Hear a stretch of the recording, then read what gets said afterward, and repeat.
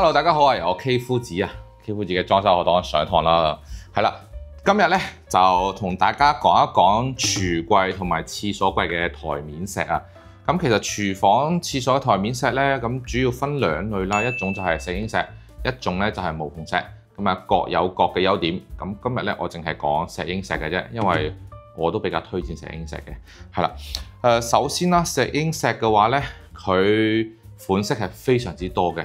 同時佢嘅抗刮花嘅能力係好高啦，同埋硬度係非常之高㗎啦，超高嘅硬度啦。咁我哋今日主要講顏色款式啦。咁其實咧，因為咧喺唔同嘅裝修啦，個風格入面，大家對顏色嘅需求啊，對款式嘅需求都會唔同，所以咧，我今日簡單嚟講一講有啲唔同嘅款式。首先，我哋用得最多或者係我哋見得最多嘅比較傳統少少嘅，見到呢啲石子紋嘅，係啦，呢個係咪真係成日見到啊？大家？OK， 呢個係其中一款啦，但係呢一款咧用喺廁所櫃咧就係非常之少嘅，非常之少嘅。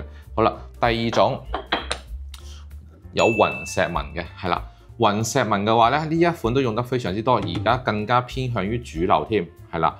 廁所櫃又好，廚櫃又好啦，佢有唔同嘅雲石紋可以供大家去選擇啦，咁啊配合翻大家嘅風格，係啦，咁啊靚嘅，都好靚嘅。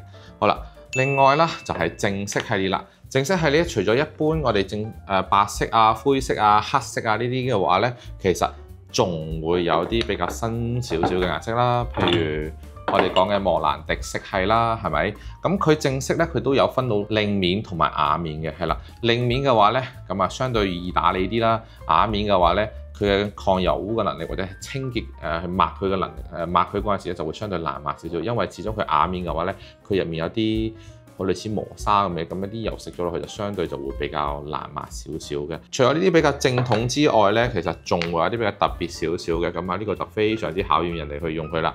係啦，譬如嗱，我哋睇一睇啦，好似火山岩係咩嘢啦，係啦，咁啊比較特別啦。但係呢一隻都其實都幾靚嘅，有少少透透地嘅，望落去好有非常之有立體感嘅。另外咧就呢一款啦，都係類似嘅，比較有特色少少㗎啦。係啦，咁啊呢啲就要睇大家點樣去選擇啦。咁選擇之餘咧，就一定要跟翻自己嘅風格，係啦，自己嘅喜好去揀啦。OK， 落堂啦，拜拜。